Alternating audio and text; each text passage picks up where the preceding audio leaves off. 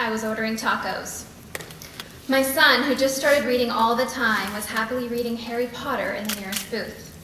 His hair rumpled up like always, his glasses resting on his cute little nose, a look of intent interest on his 8-year-old face. My sweet daughter was pretending to have a conversation on a football-sized cordless phone her grandma had just given her. Her little face was all alight with pleasure as she yacked on and on about who knows what. "Mommy, my stomach hurts," my son says, suddenly coming up to me.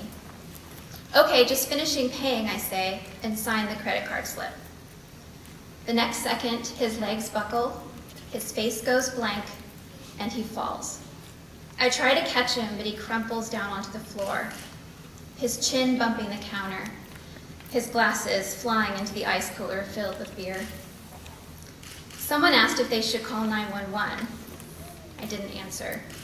My breath was calm, but my heart was beating fast.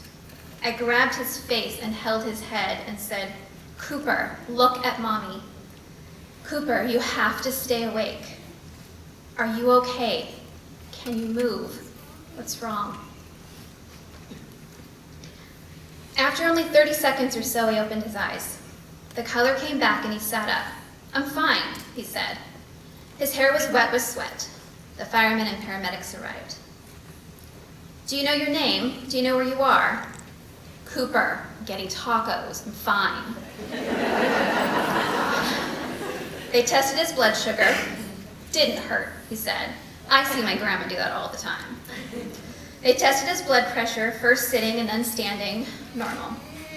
"We think he should be transported to the hospital for further tests." "Hey buddy, ever been in an ambulance?"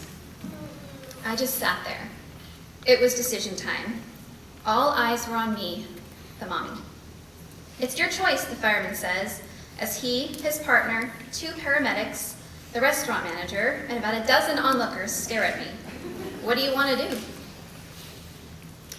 I remember when we got married, I wanted to be a mother more than anything in the world. I finally had my dream job, we just got a house, and the time seemed right. Yet, I wasn't sure. Life was great. Were we ready?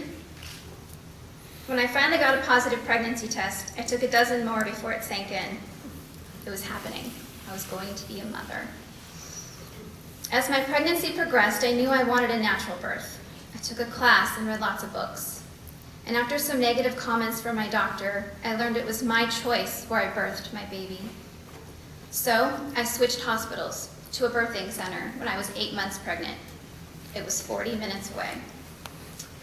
Then he decided to come late. Really, really late. The midwife said as long as the fluid levels stayed okay, it was my choice to keep going or have intervention. 18 days later, he was born naturally. And for the first time in my life, I felt strong and powerful. I had made the right choice. Those first few days of motherhood are a blur now. But the one day that stands out was the day I was supposed to return to work. I walked into my manager's office with my little guy held tightly in my soft blue sling. I listened as she told me what I'd missed and filled me in on how we were going to ease me back on the team. I just started to cry. "I can't do this," I said. I quit. Then the choices exploded, and I made them with a combination of voracious reading and listening to my gut. "You're spoiling him. Co-sleeping is dangerous. What if you roll on him? He looks so weird with those big old cloth diapers. He is always breastfeeding. Don't you do anything else?" "What do you mean you're delaying vaccinations? Aren't you afraid? You're not going to give him anything for his fever?" My choice. When we got pregnant the second time, I knew I wanted a home birth. It scared my family and friends. People looked at me that way they did when they saw my 2-year-old nursing. That look. But I didn't care. I knew my body and I knew I could do it. And I did. I pushed her out, I pulled her up out of the water and onto myself.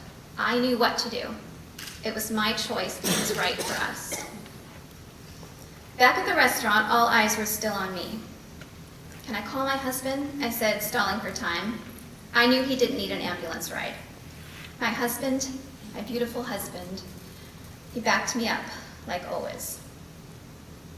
It took every ounce of courage to say, "We will take him home and watch him." But look, it was all over the restaurant manager's face. It was on all the faces of the people standing around gawking. We grabbed our tacos, we signed the I refuse treatment forms, and walked to the car. I watched him like a hawk that entire night. I woke up several times during the night to check on him. We met with his pediatrician later that week and ran a few tests, but like I already knew, he was fine. Before I was a mother, I thought I had all the answers. I thought I'd always know what was right. Well, it's not that easy, is it? I've learned to be confident in the choices I make, and I've learned to be strong and trust my instincts.